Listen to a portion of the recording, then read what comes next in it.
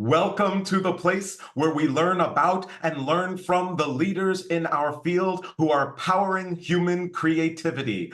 I'm Aaron Dworkin, and this is Arts Engines.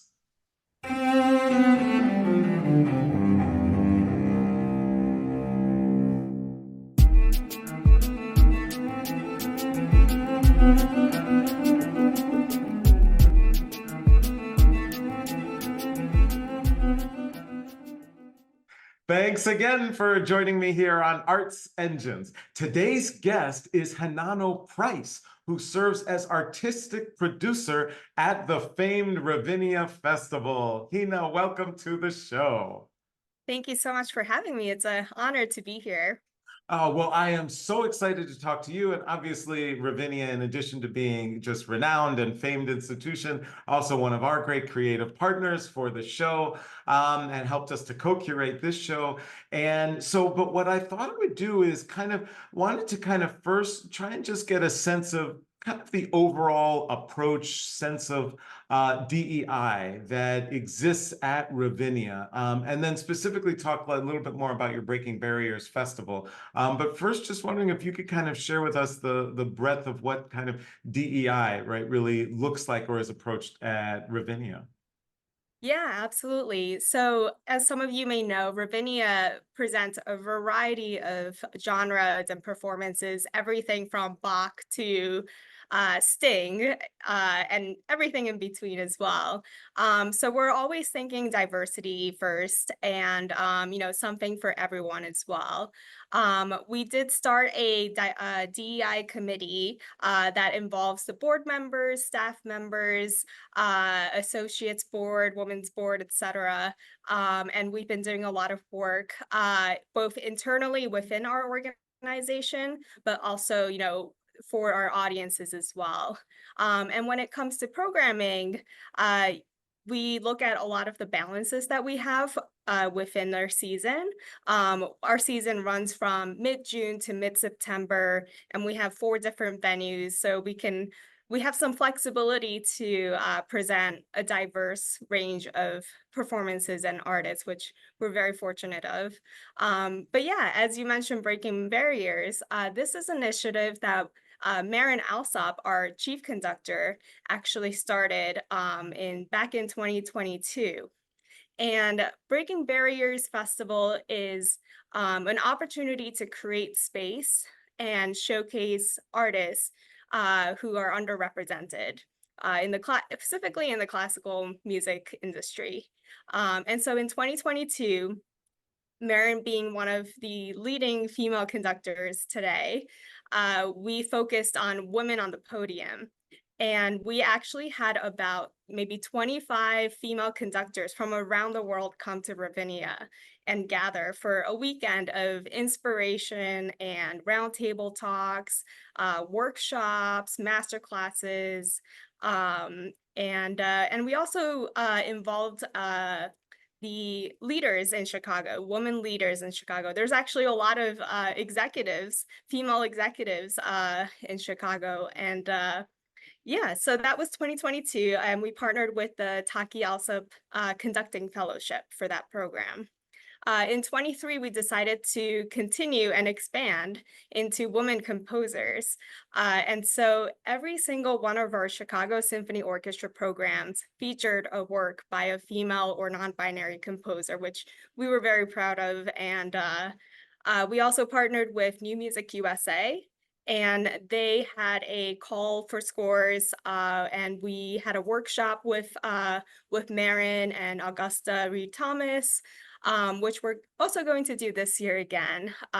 So this year, our Breaking Barriers is July 26th to 27th. And it's actually involving women leaders in music and space. And we created the program with Marin that features the planets and Amanda Lee Falkenberg's The Moon Symphony. So that's sort of our centerpiece of the Breaking Barriers Festival this year.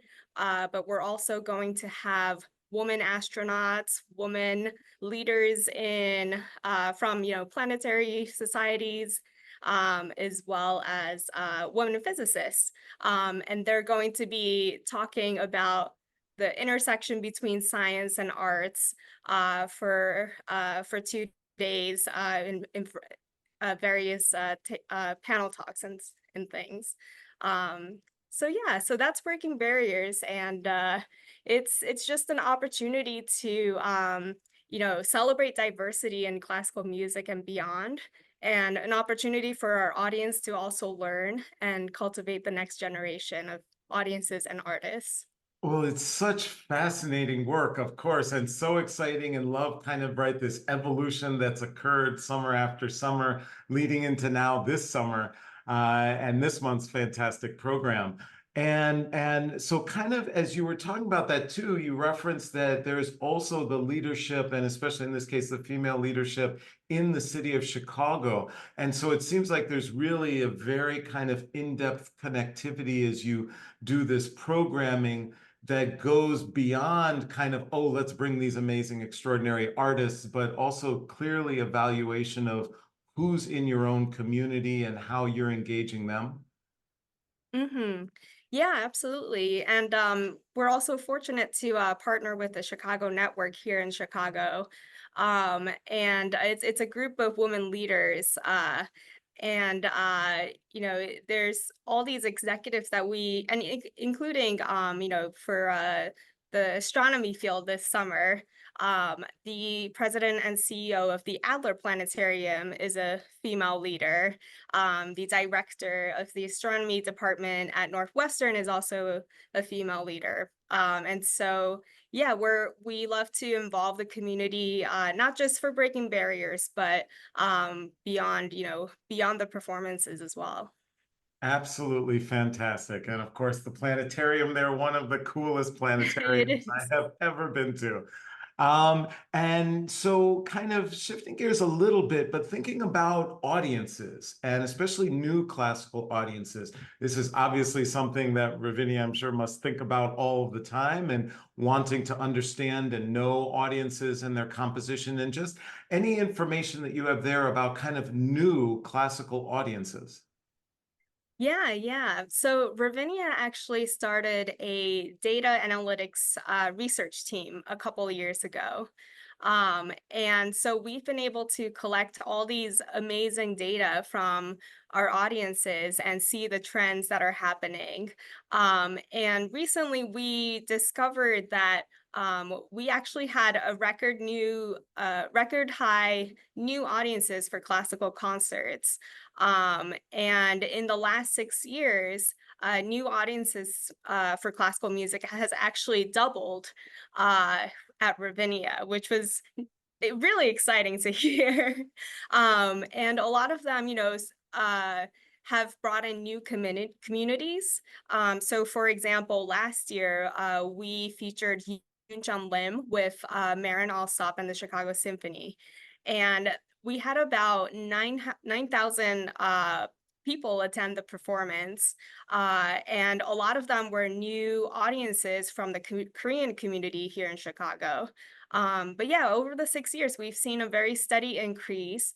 And also, the other interesting thing is our non-classical audiences are increasingly trying classical performances at Ravinia. So someone who might be a regular at our Beach Boys concert, for example, is starting to, say, "Oh, what's this happening in in our chamber music recital in the Martin Theater?" Or, maybe I'll try a Chicago Symphony Orchestra concert.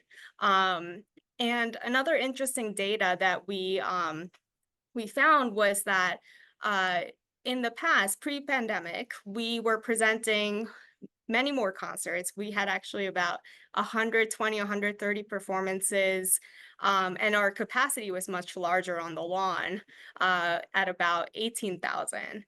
Uh, After the pandemic, we intentionally decided to reduce the number of performances to about 100 performances in the summer, and the lawn capacity to about 13,000. So it's a little more breathable on the lawn.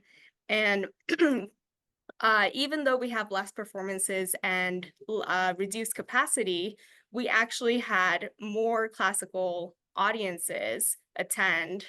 in the last 2 years and surpassed the pre-pandemic CSO ticket sales.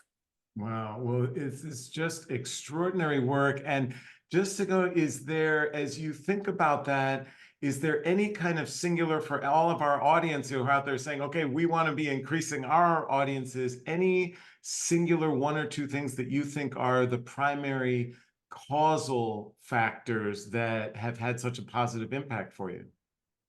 Yeah, I think we're trying to focus more on the experience element.